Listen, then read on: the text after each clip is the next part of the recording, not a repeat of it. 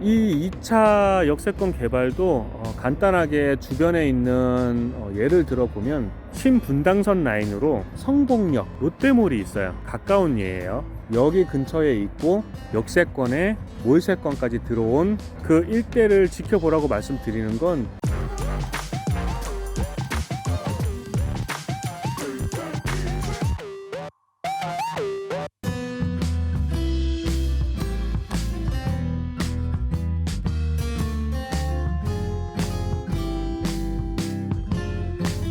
그리고 2차적으로 여기에 두 번째 호재로 또 가격이 상승될 수 있는 부분은 이 쇼핑몰 부지라든지 준주거 지역, 이 지식산업센터, 이런 역세권 개발이라고 보시면 돼요. 여기 지금 사진 영상을 보여드리는 것처럼 이 주변 일대에 아무것도 없습니다. 허허 벌판이고 여기는 전부 다 역세권 개발 공사가 확정적으로 잡힌 부지예요. 이거를 제외하고 가장 가까운 아파트 단지가 역동 이편한 세상과 이제 공공분양으로 진행된 광주역 자연앤자이입니다. 광주역 자연앤자이는 5년 동안 전매가 금지가 됐지만 분양권일 때는 100% 거래를 못하고 분양권이 끝나고 입주한 후에 1년 뒤에 거래가 가능해요. 그러면 적어도 4년 이상은 기다려야 됩니다. 그 4년 동안 여기 일대가 광주 역세권 개발이 완료되고 수강선도 점점점 그림이 더 그려지면서 가격 상승은 팔지도 못하지만 엄청나게 치솟을 거예요.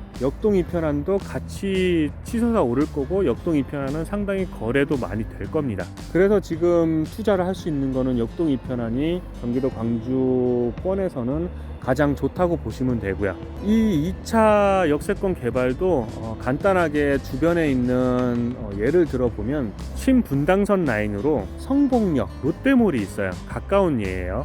여기 근처에 있고 역세권에 몰세권까지 들어온 그 일대를 지켜보라고 말씀드리는 건, 비교 대상이 안 된다고 하시는 분들도 많이는 계실 거예요. 저도 비교 대상이 된다고 말씀드리는 게 아니라 예를 든 겁니다. 그 일대는 그 롯데몰이 들어오기 전에도 경기 광주역에 있는 아파트, 도보권에 있는 역세권 아파트들은 광주역 이편 세상보다 훨씬 더 비쌌어요. 그런데 지켜봐야 될 건, 역세권의 쇼핑몰이 거의 오픈을 함과 동시에 그 일대 가격 변동이 어떻게 됐는지 보셔야 됩니다. 가격 자체가 그 오픈과 동시에 한 몇 달 만에 한 20-30%는 그냥 훅 올라갔다고 보시면 돼요. 8억 했던 게 10억? 이렇게 올라갔다고 보시면 돼요. 그렇게 관심을 가지고 그 지역을 분석할 수 있는 정보들을 많이 알고 있어야 돼요.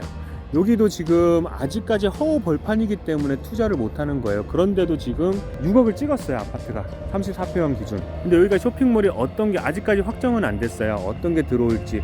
다른 분들이 봤을 때 좀 허접한 그런 쇼핑몰이 들어오게 된다면 가격 변동은 거의 없거나 아주 소폭 오를 거라고 예상을 하시면 되는데, 여기에서 메이저급 현대, 신세계, 롯데 등 이런 메이저급 3사만 확정이 되어도, 그냥 확정만 되어도 일대 가격이 변동이 생각보다 많이 있을 겁니다.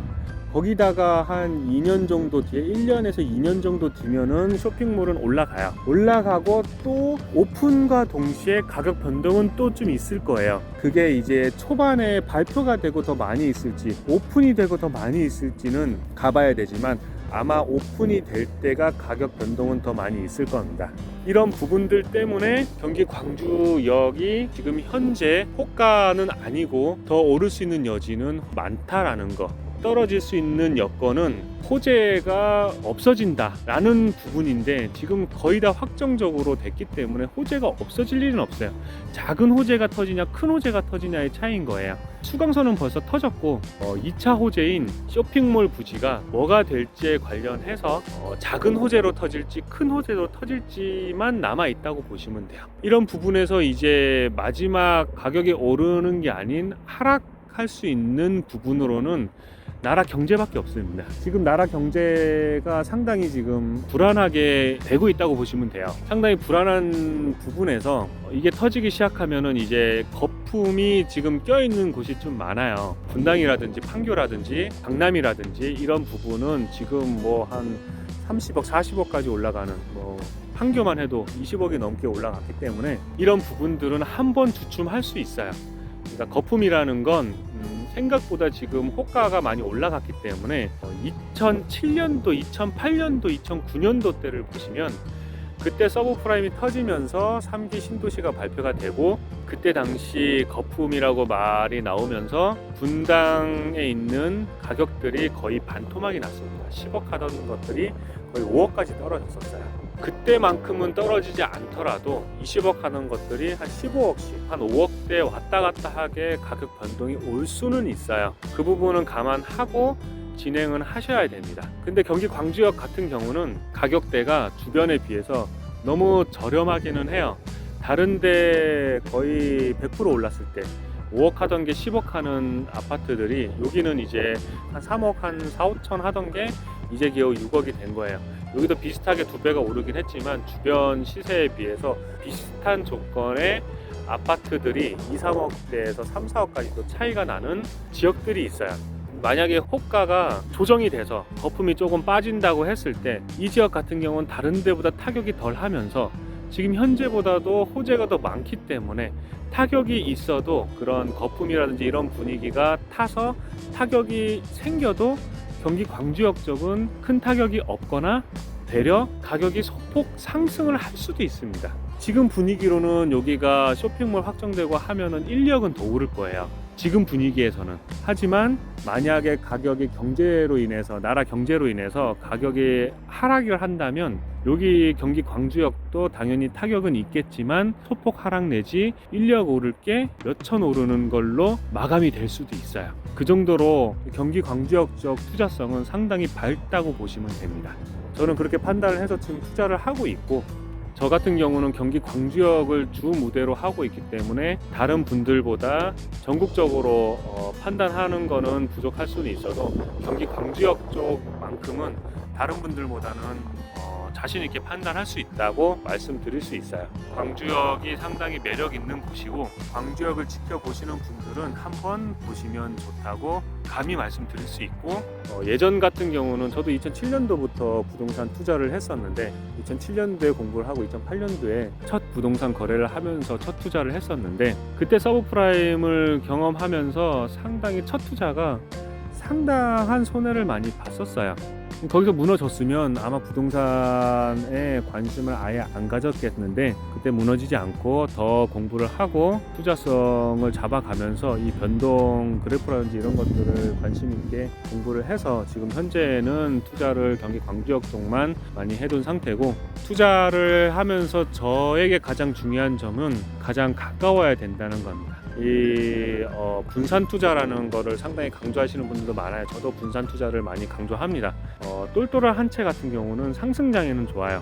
비과세를 혜택을 받을 수가 있고, 그렇게 막 규제도 많이 안 받을 수 있기 때문에 똘똘한 한 채가 상승장에는 상당히 좋은데, 하락장에는 좀 위험한 부분이 많습니다. 하락장이었을 땐 똘똘한 한 채를 가지고 있으면 5억, 6억씩 떨어질 수가 있어요. 내가 투자 대출을 받아서 5억을 집어넣는데 5억 멜이 다 떨어질 수가 있어요. 그런 부분들은 상당히 위험한데, 분산 투자를 해서 5억을 똑같이 투자해서 3, 4채를 구입을 해놓으면 어디는 조금 덜 떨어지고 어디는 좀 더 떨어져도 5억씩 떨어지지는 않을 겁니다. 한 1, 2억이 떨어지더라도 어디에서 좀 세이브가 될 수 있는 그런 투자를 할 수가 있는 게 분산 투자라고 보시면 돼요. 지금부터는 똘똘한 한 채보다는 분산 투자로 관심을 가지시는 게 더 좋고, 분산 투자를 하기 위해서는 저평가된 지역과 묶여있는 지역이 아닌 지역, 이런 곳을 많이 보셔야 됩니다.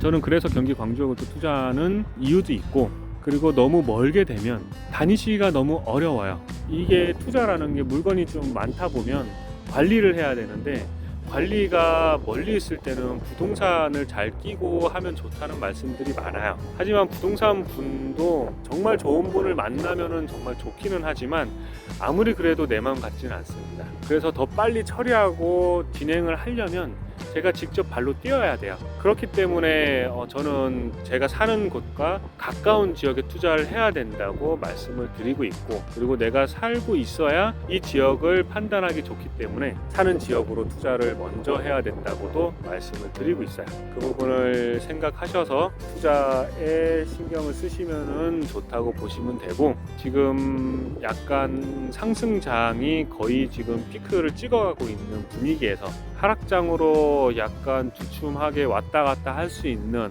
이런 분위기 때는 분산 투자를 하시는 것도 좋은 부분이다라고 말씀을 드릴 수 있습니다.